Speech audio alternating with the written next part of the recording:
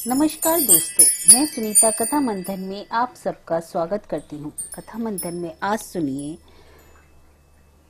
एक कहानी दुलाई वाली, जिसकी लेखिका है बंग महिला। बंग महिला का मूल नाम है राजेंद्र बाला घोष। तो चलिए शुरू करते हैं दुलाई वाली कहानी। काशी जी के दशवमेध घाट पर स्नान करके एक मनुष्य बड़ी व्यग्रता के साथ गोदलिया की तरफ आ रहा था। एक हाथ में एक मैली सी तौलिए में लिपटी हुई भीगी धोती और दूसरे में सुरती की गोलियों की कई डिब्बियां और सूंघनी की एक पुड़िया थी। उस समय दिन के 11 बजे थे। गोदलिया की बाईं तरफ जो गली है, उसके भीतर एक और गली में थोड़ी दूर पर एक टूटे से पुराने मकान में वह जा घुसा। मकान के पहले खंड में बहुत अंधेरा था, पर ऊपर की जगह मनुष्य के वास उपयोगी थी। नवागत मनुष्य धड़धड़ाता हुआ ऊपर चढ़ गया। वहां एक कोठरी में उसने हाथ की चीजें रख दी और पुकारा, सीता सीता। क्या है? कहती हुई एक 10 वर्ष की बालिका आ खड़ी हुई। तब उस पुरुष ने कहा, सीता जरा अपनी बहन को तो बुला ला। अच्छा कहकर सीता गई और कुछ देर में एक नवीना स्त्री आकर उपस्थित हो गई। उसे देखते ही पुरुष ने कहा, लो, हम लोगों को तो आज ही जाना होगा। इस बात को सुनकर स्त्री कुछ आश्चर्य युक्त होकर और झुंझलाकर बोली, आज ही जाना होगा? आज ही जाना होगा? यह क्यों? भला आज कैसे जाना हो सकेगा? ऐसा ही था तो सवेरे भैया से कह देते। तुम तो जानते हो कि मुंह से कह दिया बस छुट्टी हुई। लड़की कभी विदा की होती तो मालूम पड़ता। आज तो किसी सूरत में जाना नहीं हो सकता।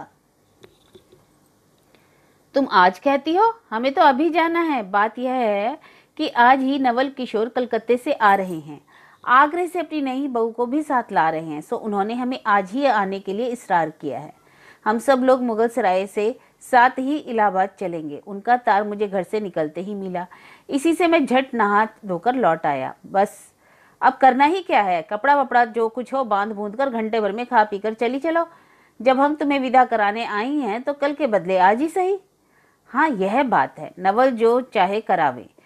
क्या एक ही गाड़ी में न जाने से दोस्ती में बट्टा लग जाएगा क्या? अब तो किसी तरह रुकोगे नहीं, जरूरी उनके साथ जाओगे, पर मेरे तो नाको दम आ जाएगी ना। क्यों? किस बात से? उनकी हंसी से। और किससे? हंसी ठट्टा भी राह में अच्छी लगती है, उनकी हंसी मुझे ना भाती। एक रोज मैं चौक में बैठी पूड़ियां काट रही थी कि इतने में ना जाने कहां से आकर नवल चिल्लाने लगे, ए बुआ देखो तुम्हारी बहू पूड़ियां खा रही है। मैं तो मारे शर्म के मर गई। हाँ, भाभी जी ने बात उड़ा दी ही सही। वे बोली खाने पहनने के लिए ही तो आई है, पर मुझे उनकी हंसी बहुत ही बुरी लगी। बस इसी में तुम उनके साथ नहीं जाना चाहती? अच्छा चलो, मैं नवल से कह दूंगा कि यह बेचारी कभी रोटी तक तो खाती नहीं, पूड़ी क्यों खाने लगी। इतना कहकर बंशीधर कोठरी के बाहर चले और बोले, मैं तुम्हारे भैया के पास जाता हूँ, तुम रो रुलाकर तैयार हो जाना। इतना सुनते ही जानकी देवी की आंखें भर आई और आषाढ़ सावन की ऐसी झड़ी लग गई कि क्या कहना। बंशीधर इलाहाबाद के रहने वाले हैं। बनारस में ससुराल है। स्त्री को विदा कराने आए हैं। ससुराल में एक साले साली और सास के सिवा और कोई नहीं है। नवल किशोर इनके दूर के नाते में ममेरे भाई हैं, पर दोनों में मित्रता का ख्याल ही अधिक है। दोनों में गहरी मित्रता है। दोनों एक जान दो गालिब हैं। उसी दिन वंशीधर का जाना स्थिर हो गया। सीता बहन के संग जाने के लिए रोने लगी। माँ रोती धोती लड़की की विदा की सामग्री इकट्ठी करने लगी। जानकी देवी भी रोती ही रोती तैयार होने लगी। कोई चीज भूलने पर धीमी आवाज से माँ को याद भी दिलाती गई। 1 बजने पर स्टेशन जाने का समय आया। अब गाड़ी या इक्का लाने कौन जाए? ससुराल वालों की अवस्था अब आगे किसी रही नहीं कि 2-4 नौकर हर समय बने रहें।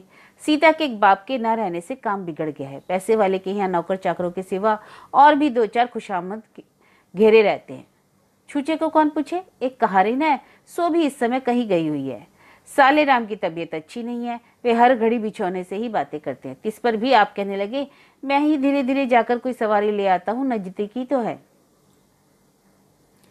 बंशीधर बोले, नहीं नहीं, तुम नहीं जाओगे, तकलीफ क्यों करते हो, मैं ही जाता हूँ। जाते जाते बंशीधर विचारने लगे कि इक्के की सवारी तो भले घर की स्त्री बैठने लायक होती नहीं, क्योंकि एक तो इतने ऊंचे पर चढ़ना पड़ता है, दूसरे पराये पुरुष के संग एक साथ बैठना पड़ता है। मैं एक पालकी गाड़ी ही कर लूं, उसमें सब तरह का आराम रहता है। पर जब गाड़ी वाले ने 1.5 रुपया किराया मांगा तब बंसीधर ने कहा चलो इक्का ही सही, पहुंचने से तो काम है, कुछ नवल किशोर तो यहाँ से साथ है नहीं, इलाहाबाद में देखा जाएगा। बंसीधर इक्का ले आए और जो कुछ असबाब था इक्के पर रखकर आप भी बैठ गए। जानकी देवी बड़ी विकलता से रोती हुई इक्के पर जा बैठी। पर इस अस्थिर संसार में स्थिरता कहाँ, यहाँ कुछ भी स्थिर नहीं। इक्का जैसे जैसे आगे बढ़ता गया वैसे जानकी की रुलाई भी कम होती गई। सिकरौल के स्टेशन के पास पहुंचते पहुंचते जानकी अपनी आंखें अच्छी तरह पहुंच चुकी थी। दोनों चुपचाप चले जा रहे थे कि अचानक बंशीधर की नजर अपनी धोती पर पड़ी और बोले, अरे एक बात तो हम भूल ही गए, कहकर पछता से उठे। इक्के वाले के कान बचाकर जानकी जी ने पूछा, क्या हुआ, क्या कोई जरूरी चीज भूल गए?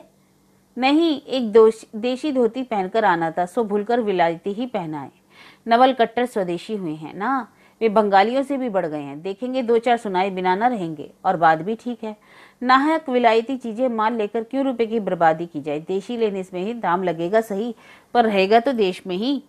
जानकी जरा भौं टेढ़ी करके बोली, धोती तो धोती, पहनने से काम है, का यह बुरी है?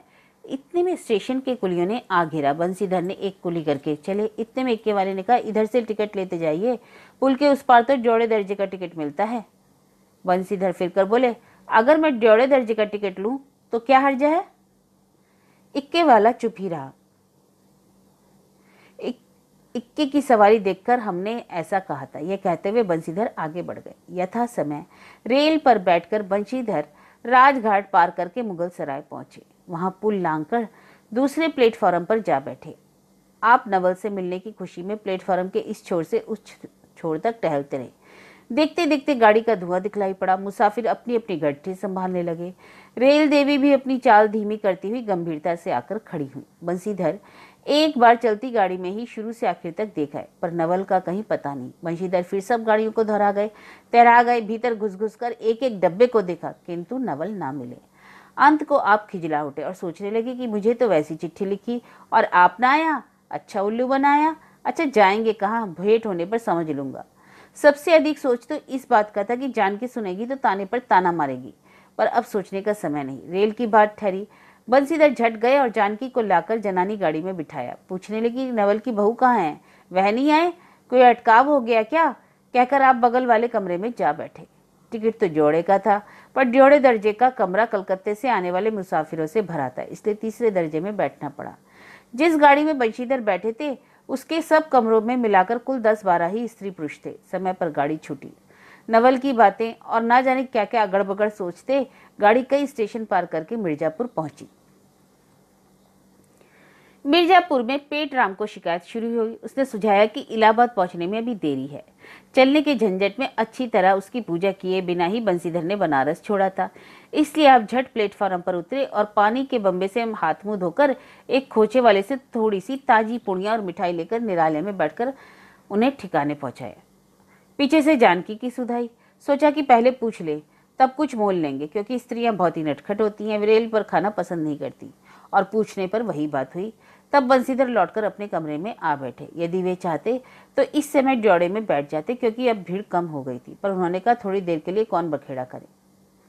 बंसीधर अपने कमरे में बैठे। 2-1 मुसाफिर अधिक दिख पड़े। आगे वालों में से एक उतर भी गया था।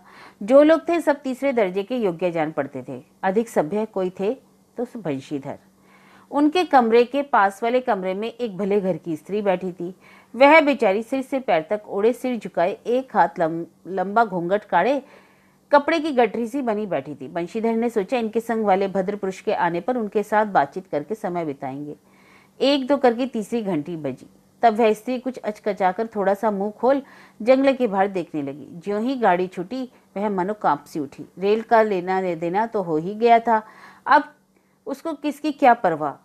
वह अपनी स्वाभाविक गति से चलने लगी। प्लेटफॉर्म पर भीड़ भी ना थी, केवल 2-4 आदमी रेल की अंतिम विदाई तक खड़े थे। जब तक स्टेशन दिखलाई दिया तब तक वह बेचारी बाहर ही देखती रही। फिर अस्पष्ट स्वर से रोने लगी और कमरे में 3-4 प्रौढ़ा ग्रामीण स्त्रियां भी थी। एक जो उसके पास ही थी कहने लगी, अरे इनकर मनई तो नाही आइलन, हो देखो रोबल कर थाइन। दूसरी, अरे दूसरी गाड़ी में बैठा हुई ले। पहली, दूर भरोइया, इस जनाना गाड़ी थोड़े है। तो भलो तो कहूँ, कहकर दूसरी भद्र महिला से पूछने लगी, कौन गा उतरोबो बेटा, मिर्जापुर चढ़ी हो ना? इसके जवाब में उसने जो कहा सो वह सुन ना सकी। तब पहली बोली, हट, हम पूछ लेना, हम कहाँ कहाँ उतर बहू, आए इलाहाबाद पास। इलाहाबाद बस कौन गाँव गैया? अरे ना ही जान लू, पयाग जी, जहाँ मनई मकर नहायले जाला ना। दूसरी, भला पयाग जे कहाँ जानोत? ले कह के नहीं, तोहरे पंच के धर्म से 4 दई नहाय चुकी होई। ऐसे में सोमवारी और गहन दका दका लाग रहा तऊ तोहरे काशी जो नहाय गई रे। पहली, आवे जाए के तो औते जाता बटल बाटेन, फुन यह साइत तो बिचारो विपत में ना पड़ल बाटली है। हम पंचाईस राजघाट टिकट कटाइले ह मगल सराय से। इसकी इस बात कर कुल कमरे के वाले सब हंस पड़े। अब जितने पुरुष स्त्रियां थी एक से एक अनोखी बातें कहकर अपने अपने तजुर्बे बयान करने लगे। बीच बीच में उस अकेली अबला की स्थिति पर भी दुख प्रकट करती जाती थी सबकी सब। इस तीसरी स्त्री बोली, टिकसिया पल्ले बाय नाही, साहेबा सुनी तो कलकत्ते ताई से मसूलिया लई। अरे इहे तो नहीं कि दूर से आवत रहल न। चौथी, हम तो इनके संगे के आदमी के देखब ही नहीं। तीसरी बोली, हमें देख रही ले है, मजे एक टोपी दिहले रहन को। इस तरह उनकी बेसिर पैर की बातें सुनते सुनते बंशीधर ऊब उठे। तब वे उन स्त्रियों से कहने लगे, तुम तो नाहक उन्हें और भी डरा रही हो। जरूर इलाहाबाद तार गया होगा और दूसरी गाड़ी से वे भी पहुंच जाएंगे। मैं भी इलाहाबाद ही जा रहा हूँ, मेरे संग भी स्त्रियां हैं। जो ऐसा ही है तो दूसरी गाड़ी के आने तक मैं स्टेशन पर ही ठहरा रहूंगा। तुम लोगों में से यदि कोई प्रयाग उतरे तो थोड़ी देर के लिए स्टेशन पर ठहर जाना। इनको अकेले छोड़ देना उचित नहीं। यदि पता मालूम हो जाएगा तो मैं इन्हें ठहरने के स्थान पर भी पहुंचा दूंगा। बंसीधर की इन बातों से उन स्त्रियों की वागधारा दूसरी ओर बह चली। हाँ हाँ, यह बात तो आप भली कही। नहीं भैया, हम पंच कही के कहू से कुछ कही। अरे एक के एक करत ना बाय तो दुनिया चलत कैसे बाय, इत्यादि ज्ञान गाथा होने लगी। कोई कोई तो उस बेचारी को सहारा मिलते देख खुश हुए और कोई कोई नाराज। क्यों, सो मैं बतला नहीं सकती। उस गाड़ी में जितने मनुष्य थे सभी ने इस विषय में कुछ न कुछ कह डाला। पिछले कमरे में केवल एक स्त्री जो फ्रांसीसी छीट की दुलाई ओढ़े अकेली बैठी थी कुछ नहीं बोली। कभी कभी घूंघट के भीतर से एक आंख निकालकर बंसीधर की ओर ताक भी देती। सामना हो जाने पर फिर मुंह फेर लेती। बंसीधर सोचने लगी, यह क्या बात है, देखने में तो भले घर की मालूम होती है पर आचरण इसका अच्छा नहीं। गाड़ी इलाहाबाद के पास पहुंचने को ही बंशीधर उस स्त्री को धीरज दिलाकर आकाश पाताल सोचने लगे। यदि तार में कोई खबर ना आई होगी तो दूसरी गाड़ी तक स्टेशन पर ही ठहरना पड़ेगा, और जो उससे भी कोई ना आया तो क्या करूंगा। जो ही गाड़ी नैनी से छूट गई। अब साथ की उन अशिक्षित स्त्रियों ने फिर मुंह खोला, का भैया जो कहूँ बिना टिक्कास के आवत होए तो ओकर सजाए होला। अरे ओका ही नहीं चाहत रहा कि मेहरारू को तो बैठाए दिलेन और टिकट नहीं दिलेन। किसी किसी आदमी ने तो यहाँ तक दौड़ मारी कि रात को बंशीधर इसके जेवर छीनकर रफू चक्कर हो जाएंगे। उस गाड़ी में एक लाठी वाला भी था। उसने खुल्लम खुल्ला कहा, का बाबूजी कुछ हमरो साझा। इसकी बात पर बंशीधर क्रोध से लाल हो गए। उन्होंने उसे खूब धमकाया। उस समय तो वह चुप हो गया, पर यदि इलाहाबाद उतरता तो बंशीधर से बदला लिए बिना न रहता। बंसीधर इलाहाबाद में उतरे। एक बुढ़िया को वहीं उतरना था। उससे उन्होंने कहा कि उनको भी अपने संग उतार लो। फिर उस बुढ़िया को उस स्त्री के पास बिठाकर आप जानकी को उतारने गए। जानकी से सवाल कहने पर वह बोली, अरे जाने भी दो ना, किस बखेड़े में पड़े हो। पर बंसीधर ने ना माना। जानकी को और उस भद्र महिला को एक ठिकाने बिठाकर आप स्टेशन मास्टर के पास गए। बंशीधर के जाते ही वह बुढ़िया जिसे उन्होंने रखवाली के लिए रख छोड़ा था किसी बहाने से भाग गई। अब तो बंसीधर बड़े असमंजस पे पड़े। टिकट के लिए बखेड़ा खड़ा होगा क्योंकि वह स्त्री बेटिकट है। लौट कर आए तो किसी को ना पाया। अरे ये सब कहाँ गई, यह कहकर चारों तरफ देखने लगे। कहीं पता नहीं। इस पर बंसीधर घबराए। आज कैसी बुरी साइट में घर से निकले कि एक के बाद एक दूसरी आफत में फंसते चले आ रहे हैं। इतने में अपने सामने वाले उस दुलाई वालों को आते देखा। तू ही इन स्त्रियों को कहीं ले गई है ना, इतना कहना था कि दुलाई से मुंह खोलकर नवल किशोर खिलखिला उठे। अरे यह क्या, यह सब तुम्हारी करतूत है। अब मैं समझा कैसा गजब तुमने किया है। ऐसी हंसी मुझे अच्छी नहीं लगती। मालूम होता है कि वह तुम्हारी ही होती। अच्छा तो वे गई कहाँ? अरे वे लोग तो पालकी गाड़ी में बैठी हैं, तुम भी चलो। नहीं, मैं सब हाल सुन लूंगा तब चलूंगा। हाँ यह तो कहो, तुम मिर्जापुर में कहाँ से निकले? अरे मिर्जापुर नहीं, मैं तो कलकत्ते से, बल्कि मुगल सराय से तुम्हारे साथ चला आ रहा हूँ। तुम जब मुगल सराय में मेरे लिए चक्कर लगाते थे तब मैं ड्योढ़े दर्जे में ऊपर वाले बेंच पर लेटे तुम्हारा तमाशा देख रहा था। फिर मिर्जापुर में जब तुम पेट के धंधे में लगे थे तो मैं तुम्हारे पास से निकल गया, पर तुमने ना देखा। मैं तुम्हारी गाड़ी में जा बैठा, सोचा कि तुम्हारे आने पर प्रकट होऊंगा, फिर थोड़ा और देख ले, करते करते यहाँ तक नौबत पहुंची। अच्छा अब चलो, जो हुआ उसे माफ करो। यह सुन बंशीधर प्रसन्न हो गए। दोनों मित्रों में बड़े प्रेम से बातचीत होने लगी। बंशीधर बोले, मेरे ऊपर जो कुछ बीती सो बीती, पर वह बेचारी जो तुम्हारे से गुणवान के संग पहली ही बार रेल से आ रही थी, बहुत तंग हुई। उसे तो तुमने नाहक रुलाया, बहुत ही डर गई थी। अरे नहीं जी, डर किस बात का, हम तुम दोनों गाड़ी में ना थे। हाँ, पर यदि मैं स्टेशन मास्टर से इत्तला कर देता तो बकेड़ा ना खड़ा हो जाता। अरे तो क्या, मैं मर थोड़े ही गया था, 4 हाथ की धुलाई की भी साथ ही कितनी। इस तरह बातचीत करते करते दोनों गाड़ी के पास आए। देखा तो दोनों मित्र बंधुओं में खूब हंसी हो रही थी। जानकी कह रही थी, अरे तुम क्या जानो, इन लोगों की हंसी ऐसी ही होती है, हंसी में किसी के प्राण भी निकल जाए तो इन्हें दया ना आवे। खैर दोनों मित्र अपनी अपनी घरवाली को लेकर राजी खुशी घर पहुंचे और मुझे भी उनकी यह राम कहानी लिखने में छुट्टी मिली। तो यह कहानी थी बंग महिला द्वारा रचित दुलाई वाली, सन 1907 में लिखी गई थी।